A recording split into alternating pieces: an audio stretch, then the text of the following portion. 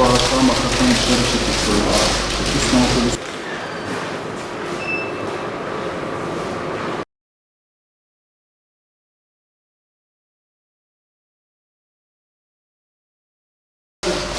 Sonrası ama daha torbası falan var. İşte bir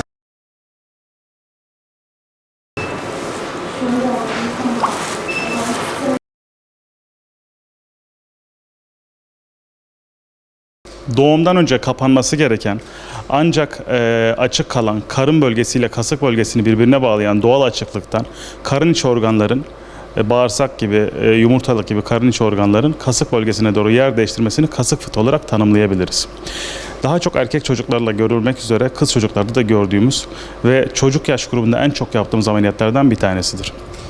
Bu bahsettiğimiz doğal açıklığın kapanmasına fırsat bulamadan doğan, erken doğan çocuklarda daha sık görülüyor bu hastalık. Şimdi bu hastaların hastaneye geliş şikayeti en belirgin şekilde kasık bölgesinde şişlik, ailenin fark ettiği, şişen, geri inen ya da şişip sebat eden, sürekli orada kalan bir şişlikle hastaneye başvurur bu hastalar. Tanı daha çok fizik muayeneyle konulmak üzere bazen ultrason ihtiyacı da olabilir.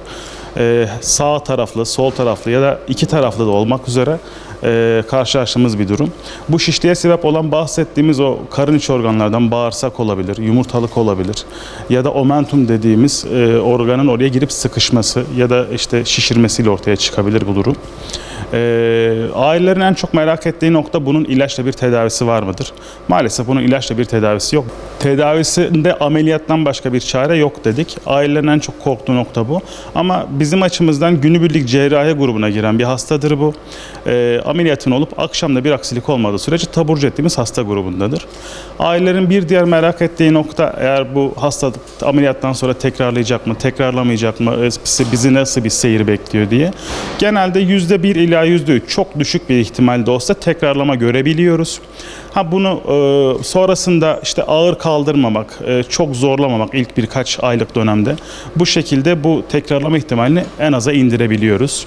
Yara bakımı konusunda ailelerin yine tedirgin olduğu noktada konuşacak olursak da yani 2 gün pansuman kapalı kaldıktan sonra açıyoruz. Tekrar bir pansuman ihtiyacı bile olmuyor bu hastalarda. Fıtık tespit edildiğinden sonra ameliyat edilmesi gerekir diye konuştuk ama bu hemen bugünden yarına acil bir ameliyathane süreci olan bir hastalık olmamakla beraber mümkün olan en kısa sürede bunu ameliyatla ortadan kaldırmak lazım. Çünkü karın içi organların sıkışması senaryosu bahsedilen kadar kolay olmayabiliyor her defasında.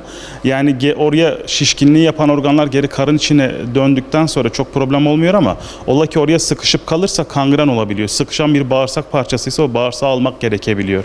Kız çocuğunun yumurtasıysa yumurtayı almak bile gerekebiliyor. O yüzden bunun mutlak surette ameliyat olması gerekiyor. Ailelerin ameliyat olacak süreye kadar beklerken tedirgin olmalarını önleyecek birkaç şey söyleyebilirim bu noktada. Ola ki şişkinlik oldu ama yumuşak, çok korkulacak bir şey yok. Şişti ama geri indi kasık bölgesinde, yine korkacak bir şey yok. Ama ola ki şişti, taş gibi sert, inmiyor, çocuk çok huzursuz, kıvranıyor, dokundurmuyor. Bu gibi durumlarda mutlak surette hemen acile başvurmaları gerekiyor. Ameliyatsız maalesef bir çözümü yok. Bağırsağı makasını dışarı çekip